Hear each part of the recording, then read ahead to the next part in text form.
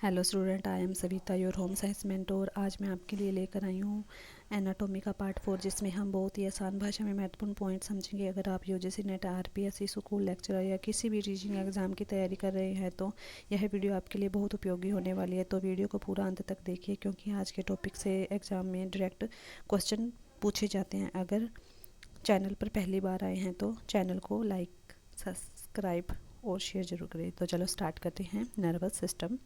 Nervous system definition. तंत्रिका तंत्र की परिभाषा, जो दोनों लैंग्वेज में, हिंदी और इंग्लिश में। तंत्रिका तंत्र शरीर की नियंत्रण एवं संचार प्रणाली। यह सूचना ग्रहण करता है, विश्लेषण करता है तथा प्रतिक्रिया देता है।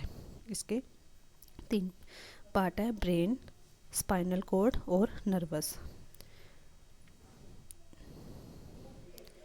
नेक्स्ट, मुख्य कार्य। इसके मुख्य कार्य क्या है?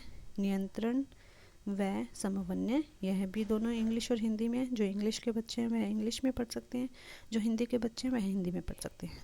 दूसरा है तंत्रिका आवेगों का संचार। तीसरा है संवेदना। चौथा है मांसपेशियों की गति। और पांचवा है शरीर क्रियाओं का नियमन। की पॉइंट है, शरीर तंत्रिका तंत्र हमारे शरीर की सभी क्रियाओं को नियंत्रित करता है और शरीर के अंदर समन्वय बनाए रखता है। फिर नेक्स्ट देखते हैं सेंट्रल नर्वस सिस्टम। सीएनसी की फुल फॉर्म क्या आती है? Central nervous system. हिंदी में इसको क्या कहते हैं? केंद्रीय तंत्रिका तंत्र। यह शरीर का मुख्य नियंत्रण केंद्र है। इसमें मस्तिष्क और मेरुरज्जु शामिल है। यह सभी सूचनाओं को प्राप्त, विश्लेषित और नियंत्रित करता है। यूजीसी नेट और होम साइंस से रिलेटिव जो भी एग्ज़ाम हो उसमें यह मोस्ट इम्पोर्टेंट है कि सीएनसी की फुल फॉर्म क्या है, तो सेंट्रल नर्वस सिस्टम।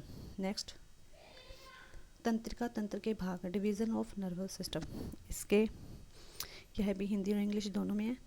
तो सीएनसी की फुल फॉर्म होती है सेंट्रल नर्वस सिस्टम। हिंदी में इसको क्या कहते हैं? केंद्रीय तंत्रिका तंत्र। फिर पीएनएस, पैराफेरल नर्वस सिस्टम। इसको हिंदी में परिधीय तंत्रिका तंत्र कहते हैं। फिर है हमारा एएनएस, ऑटोनोमिक नर्वस सिस्टम। इसको हिंदी में स्वायत्त तंत्रिका तंत्र कहते हैं। रिमेंबर, सीएन मुख्य नियंत्रण केंद्र, पीएनएस शरीर के अन्य भागों से संबंधित, एएनएस वत होने वाली क्रियाएं। चौथा है हमारा सीएनएस के भाग। यह भी दो, हिंदी इंग्लिश दोनों में दिए हैं। इसके 2 भाग होते हैं। इंग्लिश में इसको ब्रेन बोलते हैं और हिंदी में मस्तिष्क। और दूसरा स्पाइनल कॉर्ड, दूसरे में मेरुरज्जु।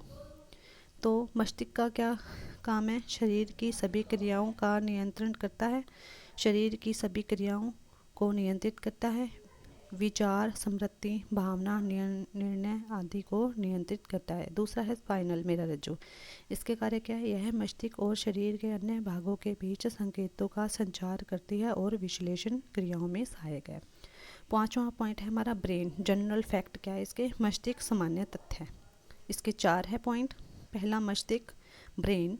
मस्तिष्क शरीर का सबसे महत्वपूर्ण अंग है। मस्तिष्क शरीर का सबसे महत्वपूर्ण अंग है। दूसरा है, वयस्क व्यक्ति के मस्तिष्क का वजन लगभग 1.3 से 1.5 kg होता है। तीसरा इसका इम्पोर्टेंट है, इसमें अरबों न्यूरॉन, तंत्रिकाएं, कोशिकाएं पाई जाती है। हमारे माइंड में जो तंत्रिकाएं, कोशिकाएं होती हैं उसमें अरबों न्यूरॉन पाए जाते हैं। और चौथा पॉइंट है इसका, यह सोचने, समझने, याद रखने, बोलने और निर्णय करने में मदद करता है। क्विक टिप क्या है इसकी कि तंत्रिका तंत्र शरीर का कमांड सेंटर होता है। तंत्रिका तंत्र शरीर का कमांड सेंटर होता है।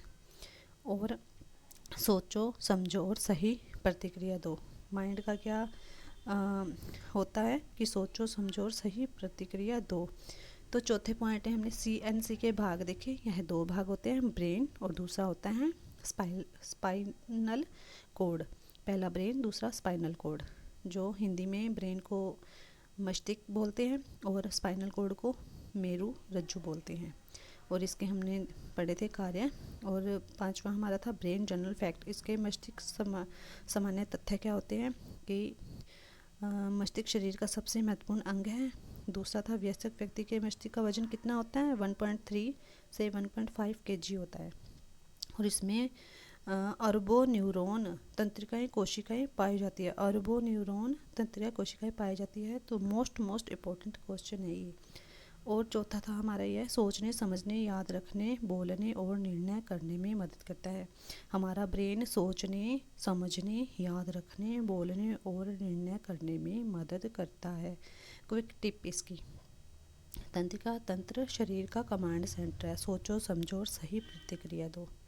नेक्स्ट स्लाइड हमारी 6 पॉइंट है हमारा, पार्ट ऑफ ब्रेन, मस्तिष्क के भाग। मस्तिष्क के कितने भाग हैं? 3 भाग हैं, जो कि हिंदी इंग्लिश दोनों में दे रखे हैं। पहला है अग्र मस्तिष्क, दूसरा है मध्य मस्तिष्क, तीसरा है पश्च मस्तिष्क। फिर है इसमें 6 अग्र मस्तिष्क, यानी कि इसका पहला पार्ट, इसको क्या बोल, इसमें पहले पार्ट में भी 3 है कि सेरिब्रम, दूसरा है थैलेमस, तीसरा है हाइपोथैलेमस। जो सेरिब्रम है, सेरिब्रम भी इंग्लिश और हिंदी में दे रखा है, दोनों लैंग्वेज में, और जो इंग्लिश के बच्चे हैं वो इंग्लिश में पढ़ सकते हैं, जो हिंदी के स्टूडेंट हैं वह हिंदी में पढ़ सकते हैं।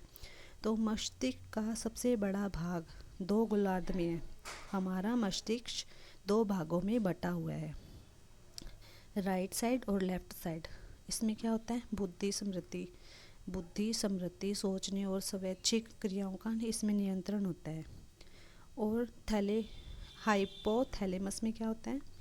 पहला था सेरिब्रम और दूसरा है हाइपोथैलेमस। इसमें तापमान नियंत्रण होता है और भूख व प्यास का निर्णय इसमें तय होता है। भूख व प्यास का निर्णय होता है थैलेमस में, हाइपोथैलेमस में। तो यह मोस्ट इम्पोर्टेंट है कि इसमें हर बार यूजीसी नेट में यह क्वेश्चन हमेशा पूछा जाता है कि मस्तिष्क के भाग कौन कौन से होते हैं। तो इसमें 3 भाग होते हैं, पहले होता है अगर, फिर होता है मध्य, फिर होता है पश्च मस्तिष्क। फिर है अगर मस्तिष्क में क्या क्या होता है? अगर मस्तिष्क में क्या होता है? सेरिबरम, थैलेमस, हाइपोथैलेमस। यह इसके मेन पॉइंट हैं जो मैं आपके लिए लेकर आई हूँ। फिर सेरिबरम में क्या होता है? सेरिबरम में होता है कि मस्तिष्क का सबसे बड़ा भाग होता है सेरिबरम में मस्तिष्क का सबसे बड़ा भाग होता है जो 2 गोलार्धों में बंटा होता है, और इसमें बुद्धि, स्मृति, सोचना और स्वैच्छिक क्रियाओं का नियंत्रण इसमें होता है सेरिबरम में। और हाइपोथैलेमस में तापमान नियंत्रण होता है, भूख व प्यास को नियंत्रण करते हैं। उम्मीद है आपको एनाटॉमी पार्ट 4 अच्छे से समझ आया होगा। अगर वीडियो हेल्पफुल लगी हो तो लाइक करें, शेयर करें और channel UGC NET by Savita Soni subscribe ज़रूर करें। मिलते हैं अगली वीडियो में।